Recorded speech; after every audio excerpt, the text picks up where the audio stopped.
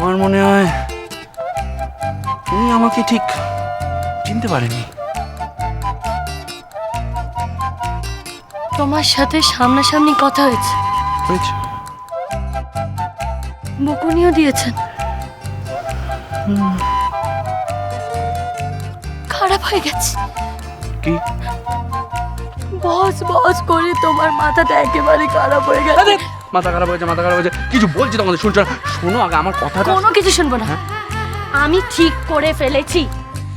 আমি তোমার বসের কাছে সব কনফেস করব। মানুষটা কিন্তু এমনিতে খারাপ নয়, উনি ঠিক বুঝবেন।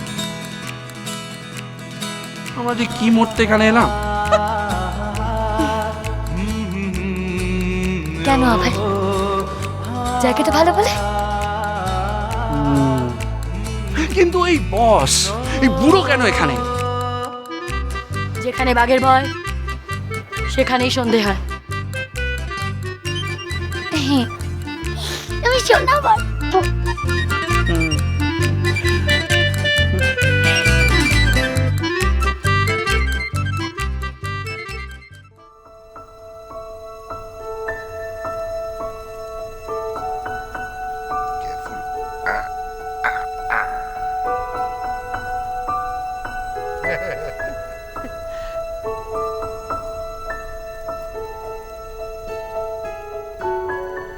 বাবা, সারাদিনের ট্রিপ, অত ধকল আমার শরীরে পোষাবে না। তাতে কি বেশ নিরিবিলি জায়গা, দুজনে হাঁটছি, এই তো ভালো না গো? হ্যাঁ, বেড়াতে নিয়ে চলো, বেড়াতে নিয়ে চলো করে তো একদম মাথা খারাপ করে দিয়েছিলে। এখন এখানে এসে বলছো যে এত ঘোরাঘুরির ঝুঁকি পোষাবে না।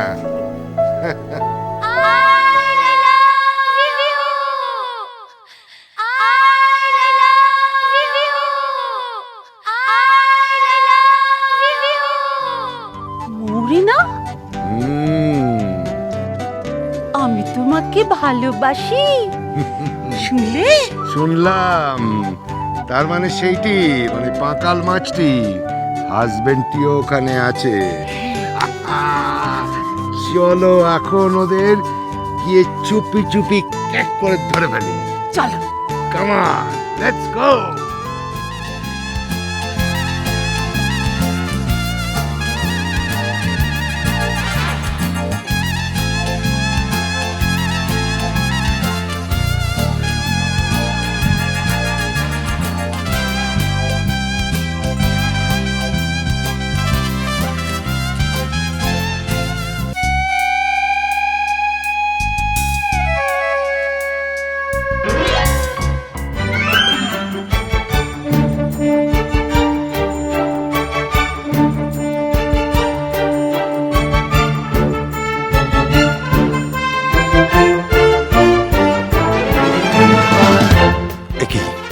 তুমি? Hello young man.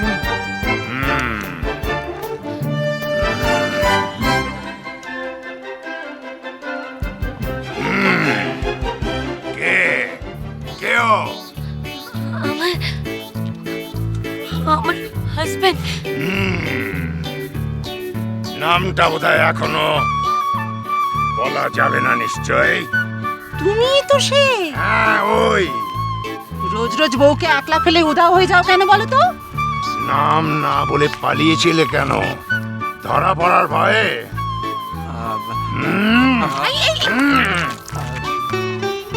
ভেবেছিলে আমি তোমায় চিনতে পারবো না? নিখিল চৌধুরী।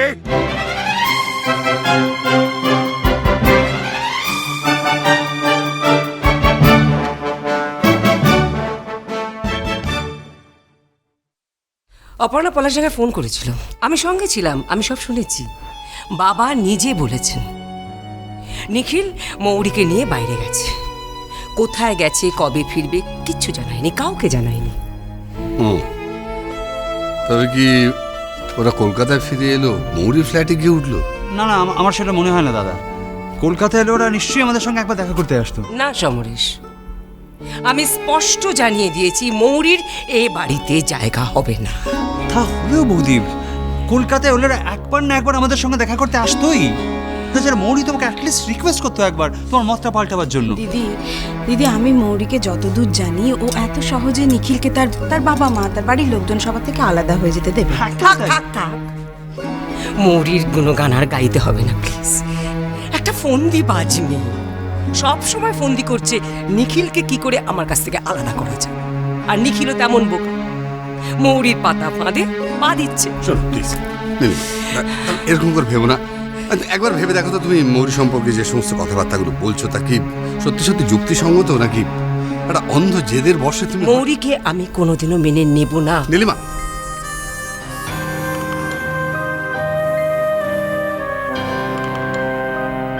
তার জন্য যদি নিখিলকে হারাতে হয় তাহলেও না। বৌদি, দিদি নীলিমা, আমি জানি নিখিল ফিরে আসবে, একদিন ওর নিজের ভুল বুঝতে পারবে, আমার কাছে ফিরে আসবে।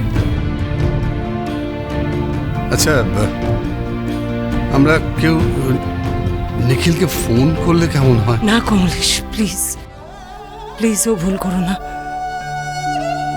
নিখিল যদি আমাদের ফোন করার প্রয়োজন মনে না করে, আমাদের জন্য চিন্তা না করে, আমরা কেন ওর জন্য চিন্তা করব?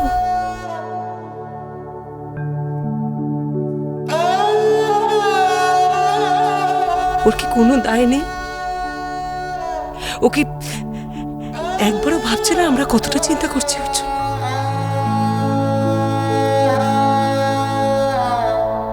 মৌরি মৌরি সবকিছু ভুলিয়ে দিয়েছে ওকে।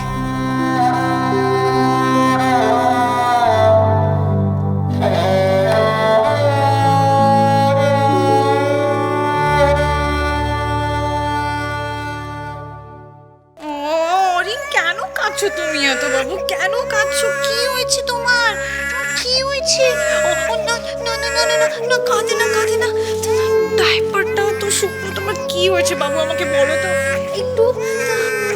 ও বাবা রে, জ্বরও তো নেই, তাহলে কি হয়েছে ওর? Baby please don't cry. কি হয়েছে দেখো না পিসিমণি, আমি কিছুতে বুঝতে পারছি না কেন এত কাঁদছে। কেন বলো তো? ও বাবা, পোকা টোকা কামড়ায়নি তো? দেখি তো দেখি। না আসলে পেট কামড়াচ্ছে। পেট কামড়াচ্ছে কেন? আমি তো ওকে এমন কিছু খাওয়াই না যে যে ওর পেটে ইরিটেশন হবে। তাহলে ওর পেট কামড়াচ্ছে কেন? মাগো শোন শোন শোন, তোমার কোনো ভয় নেই, তোমার কোনো দোষও নেই। আসলে বাচ্চাদের এরকম পেট কামড়ানো হবেই। পিসিমণি আমার আমার মনে হয় ওর গরম লাগছে। আজকে যা গরম পড়েছে, আমি বরঞ্চ ওকে ওর জামা কাপড়টা চেঞ্জ করে দিই। ঠিক আছে ঠিক আছে, তুমি দাদু ভাইকে আমার কোলে দাও। হ্যাঁ, তারপর ধরো হালকা জামা কাপড়। হ্যাঁ হ্যাঁ একদম। এই যে বাবু, বাবু কাঁদিস না, এই আসছি এই আসছি। কি হয়েছে দাদু ভাই? মা বকেছে?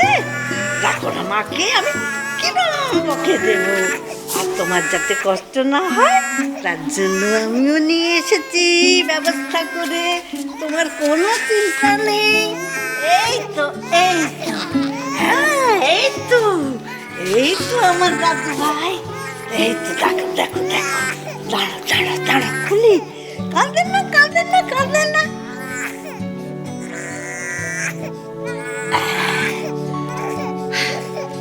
দেখেছ কেমন খেতে, মিষ্টি মিষ্টি খেতে, তাই না? আমি তো জানি আমার দাদু ভাইয়ের দরকার হবে, তাই তো আমি সঙ্গে করে নিয়ে এসেছি। এই তো আমার সোনামণি, এই তো আমার সোনামণি, এই তো। কথা